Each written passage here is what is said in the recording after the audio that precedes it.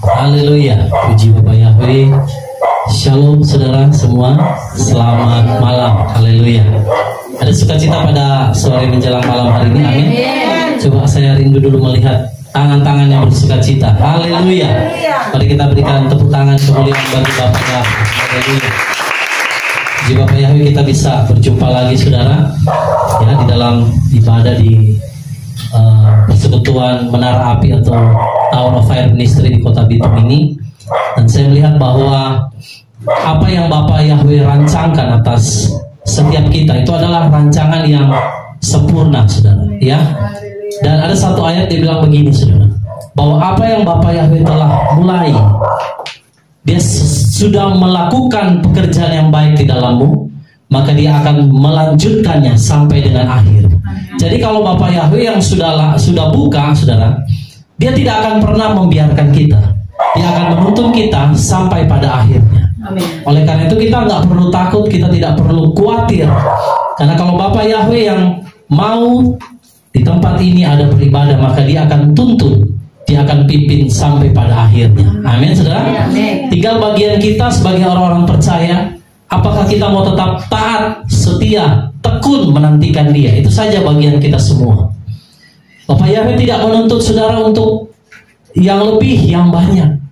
Tetapi yang Bapak Yahweh hanya menginginkan ketaatan dan kesetiaan kita. Amen. Hanya permasalahannya kadang saudara manusia hanya semangat di awal. Ya, itu yang ketika sudah mulai berjalan kadang ada tantangan, silih berganti, ada goncangan. Nah, itu seringkali membuat mungkin kita menjadi lemah.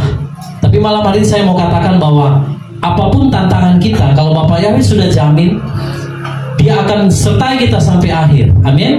Karena Yeshua HaMashiach tidak pernah saudara menjanjikan kepada saudara dan saya bahwa kalau kita mengikut Dia, jalan kita akan baik-baik saja. Tapi satu yang Dia jamin apa? Kalau kita percaya, kalau kita mengikut Dia, Dia akan menuntun kita sampai pada akhirnya. Yang percaya katakan amin. Nah, pada malam hari ini saudara, ada satu pesan daripada Dafar Elohim atau firman daripada Bapak Yahweh mengenai kita bertekun di dalam kasih, ya. Kita akan lihat apa yang dimaksudkan dengan bertekun di dalam kasih, karena hari-hari ini dan firman memang mengatakan di hari-hari terakhir kasih banyak orang akan menjadi apa? Dingin. Saudara lihat begitu banyak di berita saudara, ada orang yang gantung diri, ada orang yang saling membunuh, ada yang saling menyakiti. Karena memang di hari-hari terakhir firman Elohim sudah katakan bahwa kasih kebanyakan orang akan menjadi dingin. Oleh karena itu, mari kita ada perintah dari Bapak Yahweh untuk bertekun di dalam kasih. Namun sebelumnya mari kita melihat 1 Petrus pasal yang keempat ayatnya yang pertama. Saudara boleh lihat di layar ya, karena saya pakai terjemahan Indonesia Literal Translation 3 ya. Mungkin kalau saudara tidak punya, saudara boleh lihat 1 Petrus pasal 4 ayat yang pertama. Mari kita bangkit berdiri bersama untuk kita bisa menghormati Dafar Elohim ini, dan kita baca dengan suara yang dapat didengar. 3, 2, 1. Jadi karena HaMashiach telah menderita secara jasmani demi kita, maka kamu pun kenakanlah pikiran yang sama. Sebab orang yang telah menderita secara jasmani, dia telah terhenti dari dosa. Puji Bapak ya, silakan dulu. Saudara, perikopnya ini sebenarnya tentang bertekun di dalam kasih. Tapi kenapa bertekun di dalam kasih? Kok berbicaranya tentang penderitaan daripada Yeshua HaMashiach? Kenapa kasih dikaitkan dengan berbicara penderitaan? Nah, saudara lihat, Yeshua HaMashiach oleh karena kasihnya kepada saudara dan saya, Dia rela apa? Menderita. Jadi kasih itu selalu berkaitan dengan namanya penderitaan. Ya, saudara bisa nangkap ya. Bertekun di dalam kasih itu sama dengan bertekun dalam penderitaan. Ya, saudara, kita semua tahu bahwa Yohanes pasal 3 ayat 16 atau Yohanan ya, bahwa karena begitu besar kasih Bapa Yahweh akan dunia ini, sehingga Dia telah mengaruniakan anaknya yang tunggal, supaya barang siapa percaya kepadanya, dia tidak akan binasa, melainkan beroleh hidup yang kekal. Tapi anak tunggal Bapa Yahweh yang dikatakan tersebut adalah Yeshua HaMashiach. Oleh karena kasih Bapa, dia harus apa? Menderita. Banyak orang Kristen, orang percaya berpikiran, saudara, bahwa orang yang kasih itu ya hanya yang baik-baik saja. Ya, kasih itu juga berbicara penderitaan. Tanpa ada penderitaan Yeshua, maka tidak ada kasih, saudara. Betul nggak, saudara? Kalau Yeshua menderita, bisa nggak kita semua diselamatkan? Tidak bisa. Maka penderitaan itu selalu sejalan dengan kasih. Kalau saudara hidup di dalam kasih, saudara akan mengalami yang namanya penderitaan. Karena itu yang Yeshua katakan. Dikatakan begini dalam 1 Petrus 4 ayat 1 tadi. Jadi karena HaMashiach telah menderita secara jasmani demi kita, saudara dan saya, maka apa, saudara? Kamu pun kenakanlah pikiran yang sama. Karena Yeshua mengasihi, maka dia rela menderita. Saudara mengasihi keluarga kita, saudara kita yang lain, kita juga pasti akan apa, saudara? Menderita. Karena penderitaan, contoh saudara begini ya. Saudara mau tegur, saudara mau sampaikan firman, tapi saudara juga kasihan sama orang ini, tapi kita tahu dia salah. Iya kan, saudara? Kita tahu apa yang dia lakukan itu tidak sesuai dengan kebenaran. Kita juga menderita secara batin, tapi firman harus dikatakan, karena itulah kasih. Kasih itu memang kita akan mengalami yang namanya penderitaan.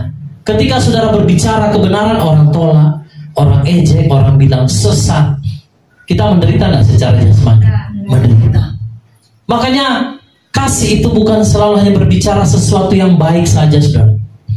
Ada orang yang bilang begini, kalau hamba Elohim bicara, dikasih tahu, ditegur, oh bapak, ibu, saudara nggak punya kasih.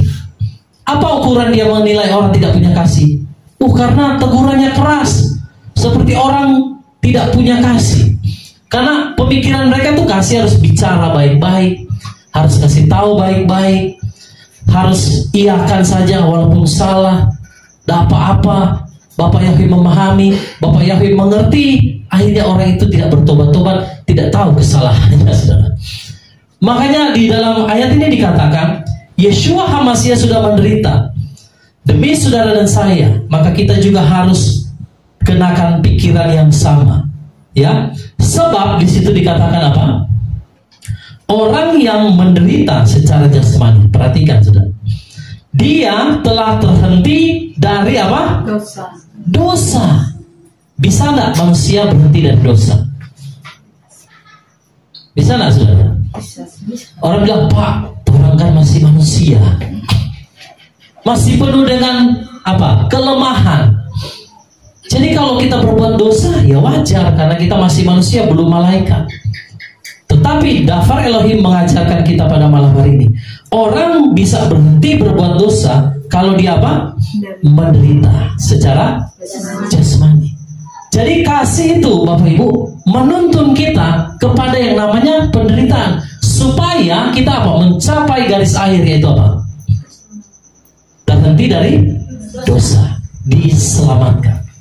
Siapa yang mau diselamatkan? Coba angkat tangan saja. Bapak Ibu yang di Facebook mau diselamatkan? Karena kasih, Yeshua sudah berikan bagiannya. Perhatikan Bapak Ibu, kasih dan penderitaan itu akan menuntun kita kepada hidup yang sempurna tanpa berbuat dosa. Jadi begini, orang berpikir cukup Yeshua mati karena kasih. Betul, Yeshua sudah mati lewat kasih. Kasihnya dia mati di kayu salib. Tetapi saudara, bagian Yeshua itu dia sudah lakukan. Bagian saudara dan saya harus mengikuti ayat ini. Karena dia sudah menderita, maka kita semua juga harus mempunyai pikiran yang sama. Jadi antara kasih daripada Yeshua dan kita yang ikut rela menderita bersama dengan dia, baru bisa membawa kepada yang namanya kesempurnaan, saudara. Jadi bisa nggak orang sempurna, saudara? Bisa. Yang pertama karena kasih Bapa. Yang kedua, karena mengikut jejak Yeshua untuk menderita. Tapi orang berpikir bisa sempurna karena Yeshua sudah mati. Tidak cukup, maksudnya tidak perlu lagi berbuat yang lain. Sekali selamat, tetap selamat. biar terus berbuat dosa, pasti tetap selamat. Itu pemikiran yang salah. Kasih ya daripada Bapa Yahweh melalui Yeshua itu harus diimbangi dengan penderitaan. Ketika kita mengikut Yeshua, kita harus rela menderita. Kalau seorang mau berkata dia mengasihi, bukankah dia harus rela menderita? Amin, saudara. Waktu Bapa Yahweh bilang, aku mengasihi engkau, justru karena aku mengasihi engkau, maka aku harus memberikan Yeshua, anak tunggal, putra Bapa yang dikasih, yang dikatakan anak yang dikasihi, menderita demi karena kasihnya kepada saudara dan saya. Jadi sekarang kebalikan kalau kita, saudara. Kalau kita mengasihi Bapa Yahweh, berarti kita juga harus ikut jejak daripada Yeshua, yaitu apa? Menderita. Nah, permasalahannya memang banyak orang, saudara, tidak suka ya menderita. Jadi tidak heran kalau ada orang yang punya kasih kepada Elohim, dia harus menderita, saudara. Saya mau tanya, siapa yang mengasihi Bapa Yahweh malam hari? Yang mengasihi Yeshua HaMashiach. Nah, kalau kita bilang kita mengasihi, berarti kita siap apa? Menderita. Itu. Jangan saudara bilang, aku mengasihi engkau Yeshua dengan segenap hatiku, tapi waktu itu menderita, saudara tidak mau. Nah, itu berarti kita bukan orang-orang yang bertekun di dalam kasih. Orang yang bertekun di dalam kasih, dia rela menderita sekalipun, saudara, ya mungkin dia akan kehilangan banyak hal. Makanya ikut Yeshua HaMashiach itu tidak gampang, saudara ya. Coba lihat Yohanes 3:16. Tadi saya sudah singgung ayat ini.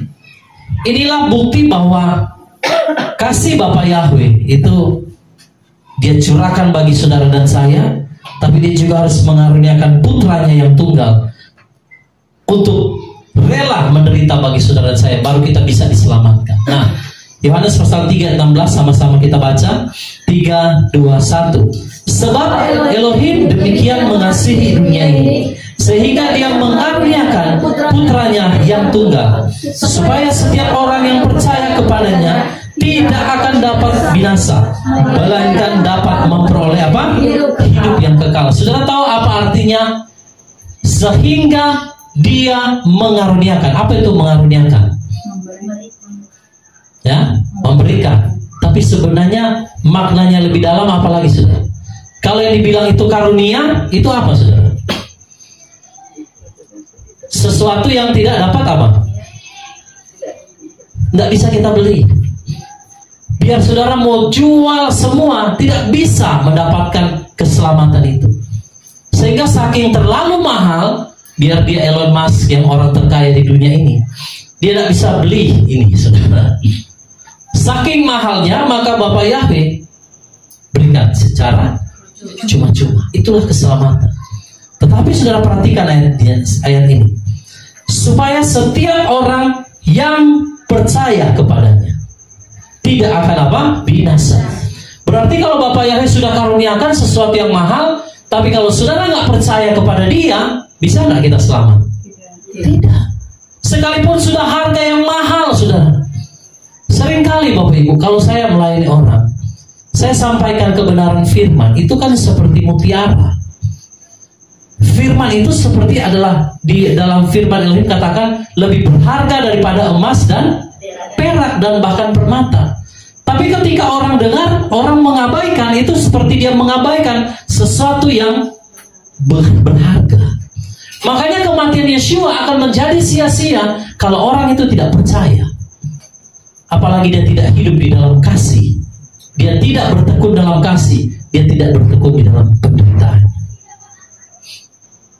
Nah itulah saudara ya. Jadi Bapa Yahweh sudah berikan kasihnya, tinggal bagian kita. Apakah kita mau rela menderita bagi dia? Supaya apa? Supaya saudara mendapatkan ini, saudara, hidup yang kekal. Jadi Yeshua mati bagi semua orang. Tapi pertanyaannya, apakah semua orang percaya kepada dia? Nah itu. Makanya pandangan tentang orang yang berpikir, oh Yeshua sudah mati di kayu salib, sekali dia sudah tebus dosa, selamat, semua pasti selamat. Kalau begitu, orang yang nggak percaya Yeshua juga pasti selamat kalau pemikiran begitu. Tetapi firman katakan apa? Kerjakanlah keselamatanmu dengan apa? Takut dan gentar. Itu dia. Karena apa? Karena Yesus sudah lakukan bagian dia. Sekarang bagian kita. Apakah saudara mau tetap percaya? Apakah saudara mau tetap tekun? Apakah kita mau menerima firman itu seperti orang menerima barang berharga? Karena ini sesuatu yang mahal, Bapak Ibu.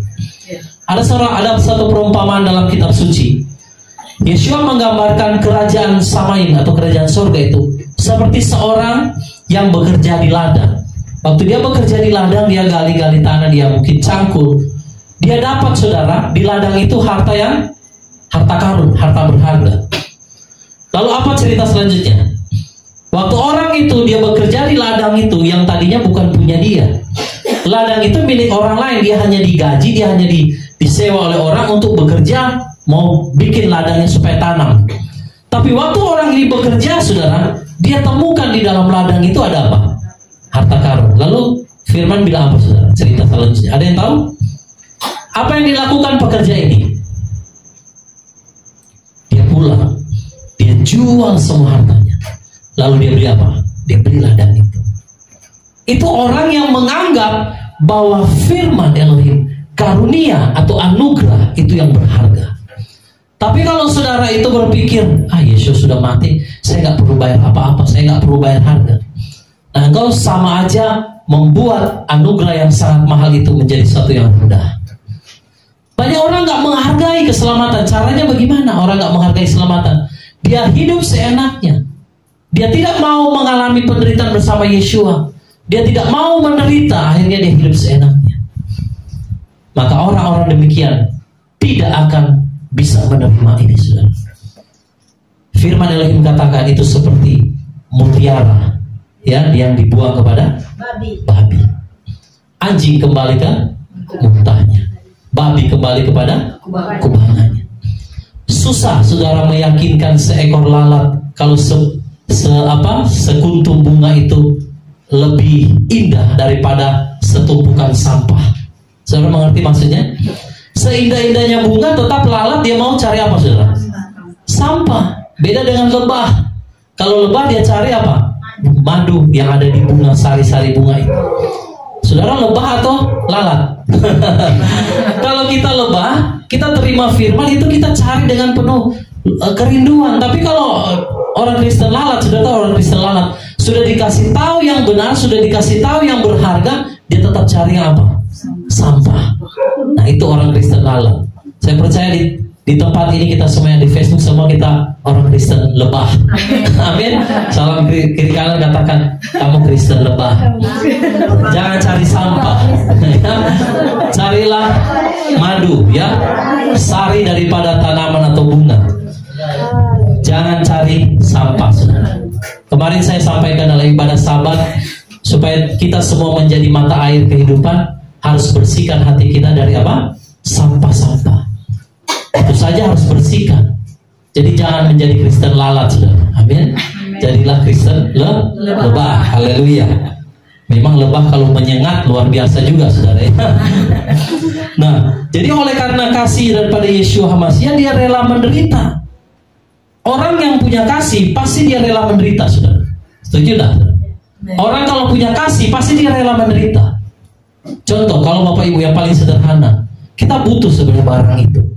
Tapi karena kita mengasihi saudara, saudara kita akhirnya dia perlu, kita apa, saudara? Kasih.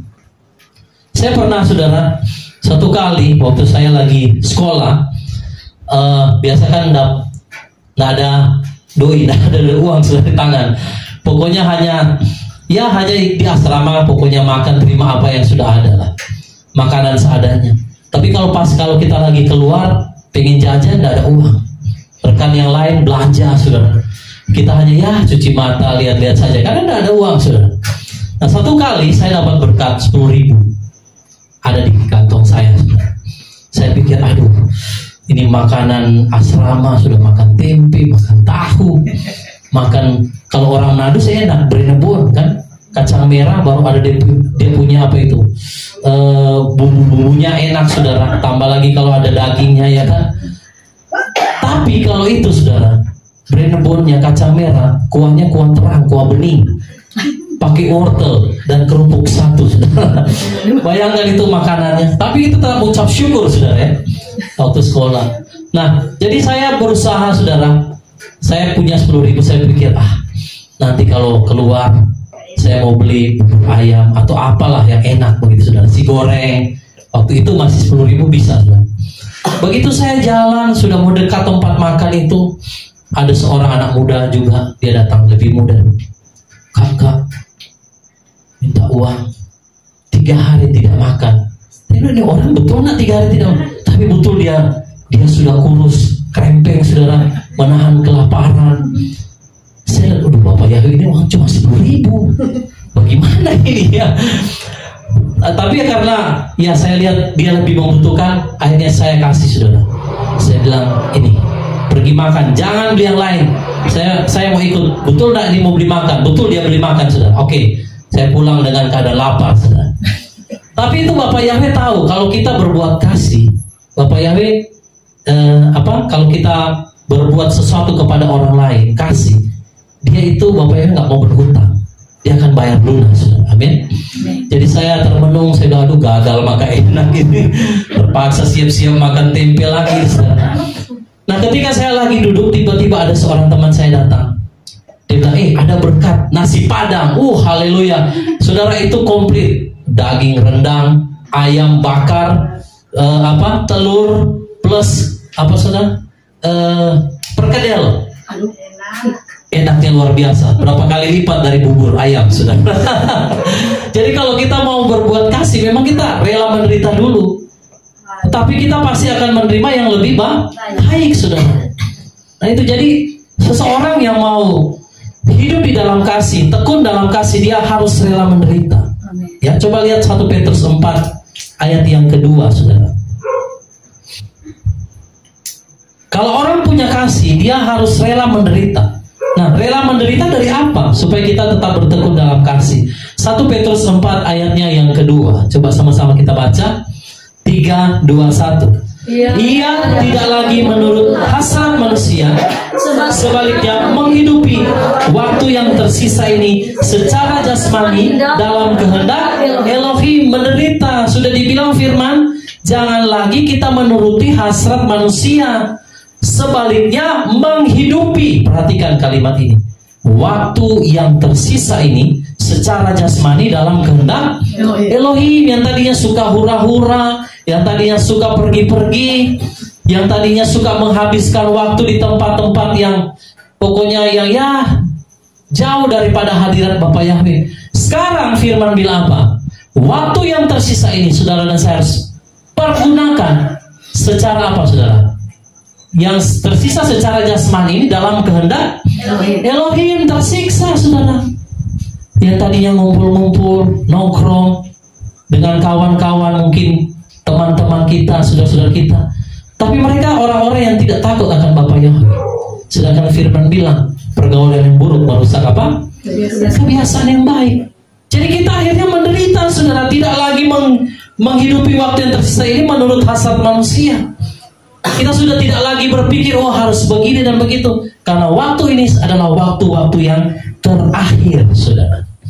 Jadi kita harus hidup berdasarkan kehendak Elohim, bukan lagi berdasarkan keinginan sendiri, maunya kita sendiri. Kalau orang Jawa udah mau dewek, saudara. Pokoknya maunya dirinya sendiri. Saudara, saya mau bersaksi. Dulu sebelum saya dipanggil menjadi hamba Elohim, saya orangnya, saudara, suka-suka saya pokoknya. Mau saya kemana, orang tua saya saja tidak tahu, karena memang waktu itu mereka suruh saya buktikan, kamu keluar dari rumah ini, bagaimana cara kamu harus hidup sendiri tanpa bantuan orang tua. Jadi mama saya itu tidak tahu, tiba-tiba saya sudah di kota A, tiba-tiba saya sudah di kota B. Nah, saya punya kehidupan, pokoknya suka saya. Kalau saya bilang saya mau ke situ, saya ke situ. Pokoknya apa yang saya bisa, saya kerja, saya dapat uang, saya beli. Tetapi begitu saya sadar bahwa kita harus menghidupi waktu sisa ini bukan lagi berdasarkan keinginan, hasrat kita, Tapi mari hidupi berdasarkan apa? Kehendak Elohim. Itu yang namanya orang hidup dalam kasih, bertekun dalam kasih. Menderita ya, pasti menderita. Saya belajar satu hal Bapak Ibu. Bahkan dalam hal keuangan pun, saya tidak mau sembarangan. Sekalipun saya suka beli satu barang, tapi saya tanya Bapak Yahweh, apakah engkau berkenan aku mau beli barang ini? Selalu firman mengingatkan, jangan belanjakan uang bukan untuk roti. Lalu saya kadang berpikir, makanya saudara, kita itu orang-orang yang mengasihi Bapak Yahweh pasti akan menderita, saudara. Menderita dari apa? Ya dari ini. Karena di waktu yang sisa ini, saudara, kita harus hidup sesuai kehendak Elohim. Harusnya lurus, harusnya mungkin kita mau ke kiri, ditarik masuk lagi ke kanan, di tengah. Harusnya saudara mau ke kanan, ditarik lagi ke tengah. Saya punya pengalaman dulu waktu saya masih kecil, tinggal di desa. Papa saya bekerja di perkebunan, ya, di dinas perkebunan. Jadi suka lihat-lihat kebun, saudara, sawah, karena tempat kami itu di sana, saudara, penuh dengan sawah. Nah, saya lihat orang bajak sawah pakai apa? Sapi. Baru ada itu yang kayak sisir, saudara, pernah lihat? Habis di yang pakai yang apa itu namanya, buat gemburkan tanah, habis itu yang pakai yang sisir, saudara. Habis dari gali terus dia sisir. Nah, pakai 2 sapi. Terus saya perhatikan, saudara, sapi itu, yang satu itu sapinya pengalaman, artinya sudah dewasa. Kalau dia jalan, pokoknya dia jalan sesuai dengan yang diarahkan oleh yang punya ini. Lalu yang sebelah sapinya itu sapi yang baru belajar mau membajak. Jadi saya perhatikan, walaupun saya masih kecil, tapi saya sudah nangkap, saudara, ya. Saya lihat ini sapi kok dia mau lari-lari begini, saudara. Kadang dia begini, terus pemiliknya cambuk, saudara, supaya balik lagi ke jalur yang lurus itu. Setiap kali dia mau begini, saudara, sapi yang dewasa itu tidak peduli. Biar ngana mau ke kiri, saya tetap jalan terus. Akhirnya dia terikut, saudara, keseret. Tadinya dia mau berontak, dia mau keluar, tapi karena sudah dipasang satu kuk, jadi mau tidak mau itu sapi liar itu harus ikut sapi yang sudah berpengalaman. Nah, lalu Roh Kudus menerangkan di hati saya, saudara. Yesua pernah bilang, pikulah kuk yang kupasang, belajarlah daripadaku, karena aku lemah lembut dan apa? Rendah hati, maka jiwamu akan mendapatkan ketenangan. Saudara, kita ini sapi liar. Sampai percaya dia sapi liar. Kalau di dalam Bapak Yahweh itu orang semuanya liar. Amin, saudara. Jadi kalau kita nggak dipasang satu kuk dengan Yesua, kita itu akan ke kiri, bentar-bentar kita ke kanan, saudara. Tidak menuruti kehendak Bapak Yahweh. Tapi karena saudara dipasang di satu kuk bersama Yesua, saudara mau ke kiri, firman tarik lagi ke kanan. Saudara sudah mau menyimpang ke kanan, ditarik lagi ke tengah, saudara. Makanya kita harus satu kuk dengan Yesua. Itu berbicara penderitaan. Satu kuk itu bukan cuma itu sapi liar yang menderita, sapi juga yang sudah pengalaman pasti juga menderita, karena di bawah kuk yang sama dicambuk, sama-sama membajak sawah.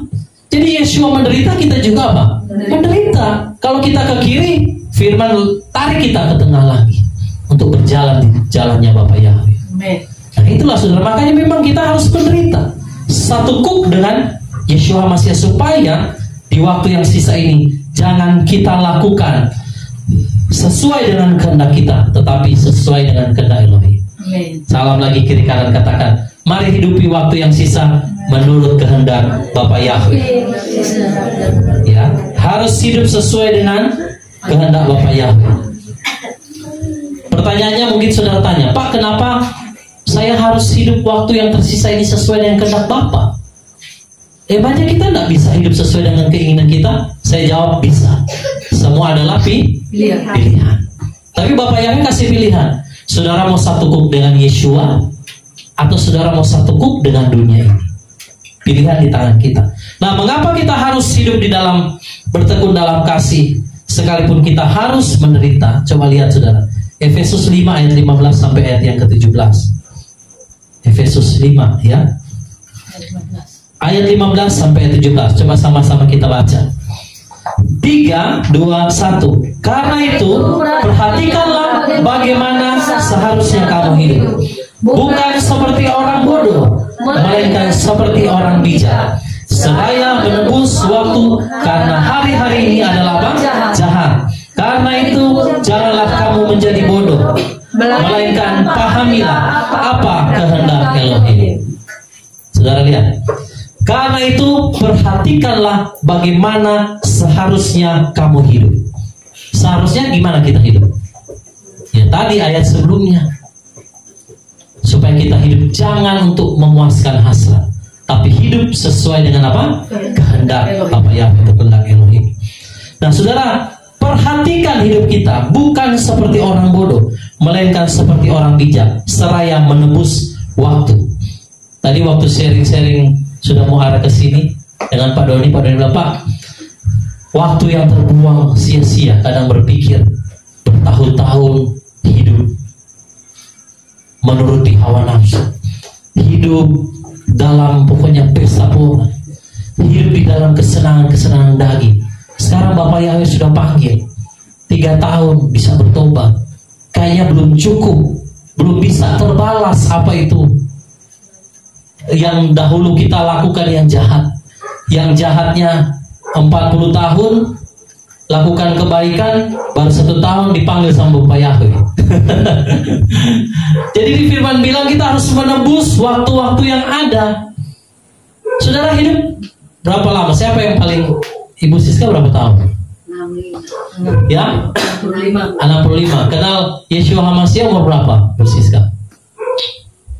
Hidup bagi Bapak Yahweh lah, sungguh-sungguh.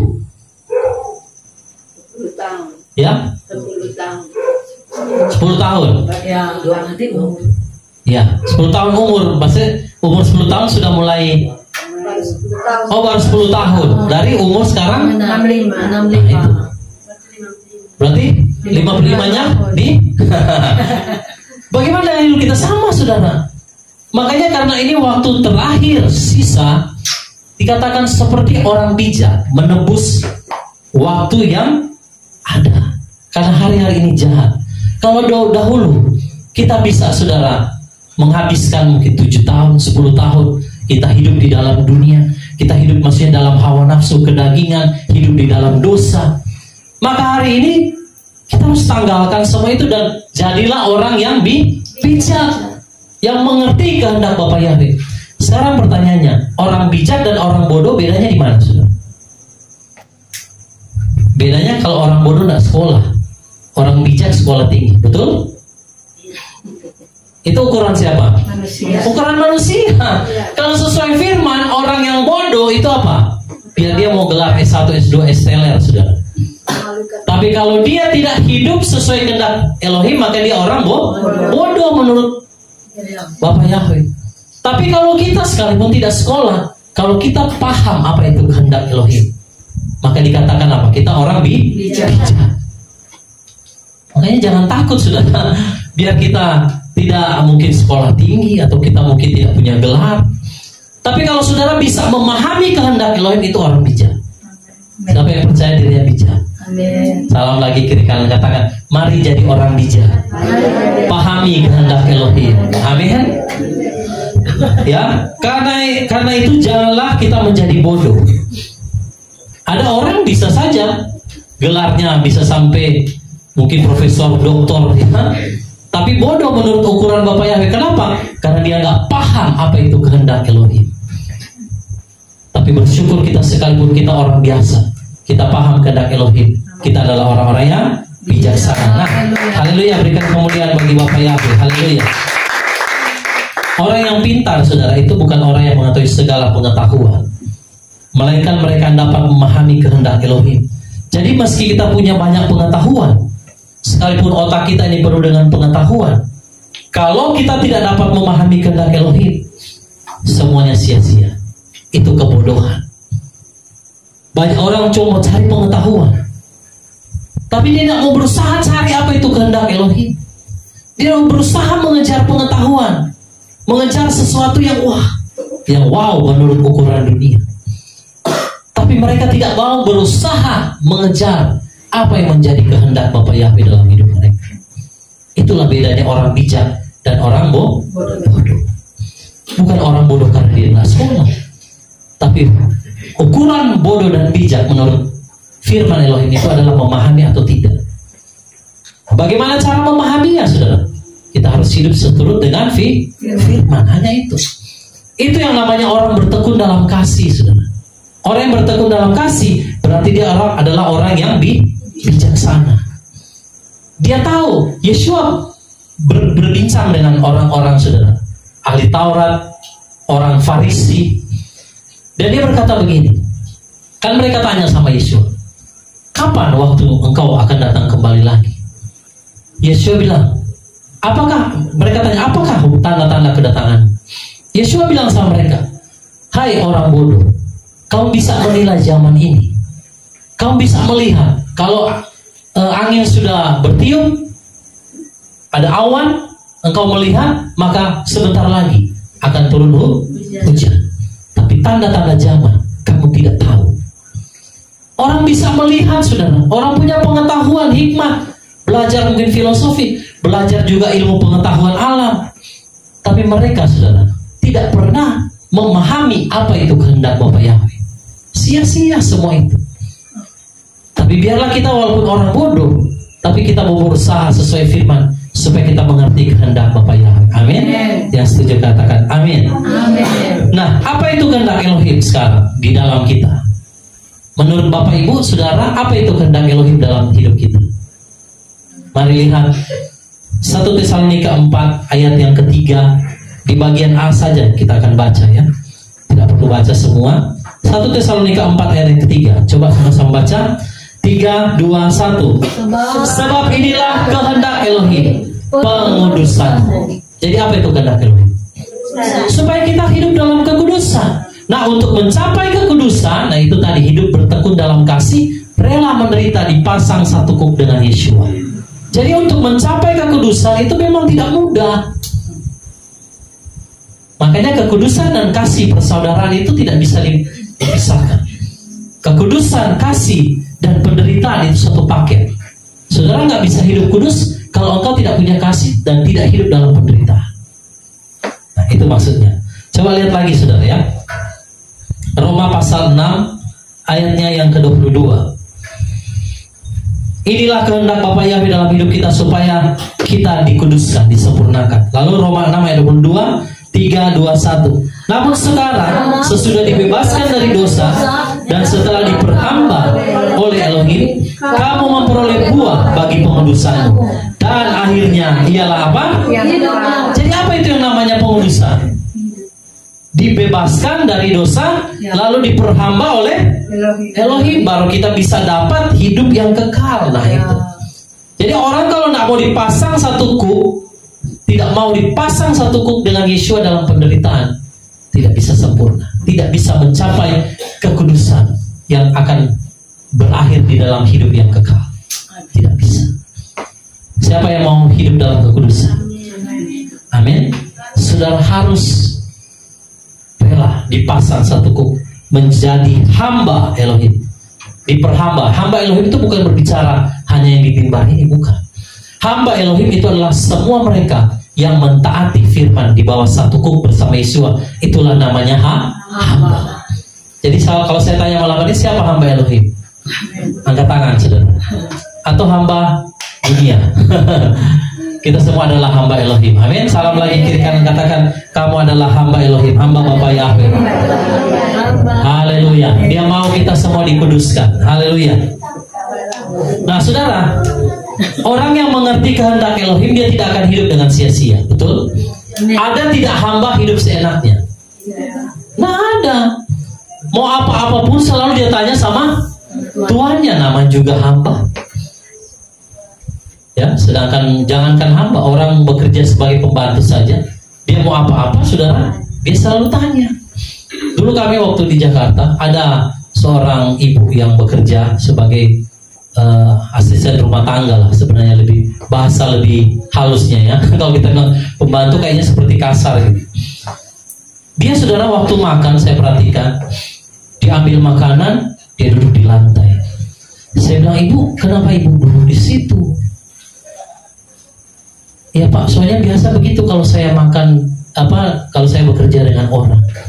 Saya bilang, ibu, kalau Kalau di tempat kami tidak usah. Kalau ibu selesai bekerja, ambil makanan, duduk di meja, makan di meja, jangan duduk di lantai. Oh begitu ya Pak? Karena dia sudah biasa bekerja dengan orang lain seperti itu. Nah saya menemukan memang hamba ya dia tidak punya hak, saudara. Sama kita dengan Bapak Yahweh, kita hidup, kita juga bisa hidup kan itu karena pemberian daripada Bapak Yahweh, betul nggak saudara? Jadi kalau sudah dibeli dengan darah yang mahal oleh pengorbanan Yeshua, bisa nggak orang semua hidup dengan sia-sia, seenaknya? Ya tidak bisa. Namanya hamba ya berarti kita harus taat kepada apa yang menjadi kehendak Elohim. Jangan mau ke kiri, mau ke kanan. Sudah ditarik masuk di jalur tengah, maunya tetap ke kiri, maunya mau menyimpang ke kanan. Ini orang-orang begini tidak bisa sampai surga, tidak bisa sampai dalam peristiwa rapture, tidak bisa. Jadi kalau kita mau hidup sesuai kehendak Elohim, maka hiduplah di dalam kasih. Kita harus rela menderita, karena penderitaan itu akan membawa kita kepada pengudusan yang sesuai dengan kehendak Elohim. Ternyata hidup kudus itu tidak gampang, saudara. Tidak gampang, saudara. Orang berpikir, oh, saya dulu pernah ikut seminar syarat-syarat untuk kita mencapai kekudusan. 1, 2, 3 ada berapa poin? Setelah saya renungkan, semua itu nggak ada gunanya. Kalau kita semua tidak mentaati firman, nggak ada gunanya. Kekudusan itu didapat ketika kita mentaati kebenaran. Yohanes pasal 17 ayat 17. Kuduskanlah mereka dalam kebenaran. Firman-Mu adalah kebenaran. Jadi orang kalau mau kudus, gimana caranya? Taat firman. Baru dia bisa dibawa dalam pengudusan. Tapi kalau saudara mau menyimpang ke kiri ke kanan, bagaimana bisa dikuduskan? Kalau orang hidup seenaknya, hidup semau-mau saya. Bapak Ibu, belajar untuk kita hidup, jangan untuk hidup bagi diri kita. Memang tubuh-tubuh kita, hak-hak kita, tapi ingat kita semua ini adalah hamba. Bahkan kita juga bukan cuma hamba, kita sudah diangkat jadi anak. Adakah anak membangkang dari orang tua? Tidak ada. Kecuali di anak durhaka, paling kundang, sudah ya. Tapi kalau anak-anak yang taat, ya pasti dia akan tunduk, ya. Oke, lihat lagi 1 Petrus 4 ayat yang ketiga. 2 ayat lagi, saudara ya. 1 Petrus 4 ayat yang ketiga, sama-sama kita baca. 3, 2, 1. Sebab cukuplah bagi kita waktu kehidupan yang sudah berlalu untuk mengerjakan kehendak bangsa-bangsa. Ketika berjalan dalam rangsangan badani, hasrat, kemabukan, pesta makan, pesta minum, dan penyembahan berhala yang terlarang. Firman bilang sudah cukup. Yang mabuk-mabuk cukup. Cukup dahulu saja. Dikatakan apa? Cukuplah bagi kita waktu kehidupan yang sudah berlalu. Waktu tidak bisa diulang. Kalau saudara pernah mungkin jatuh dalam dosa, saudara pernah hidup dalam kegelapan, sudah cukup, itu tinggalkan.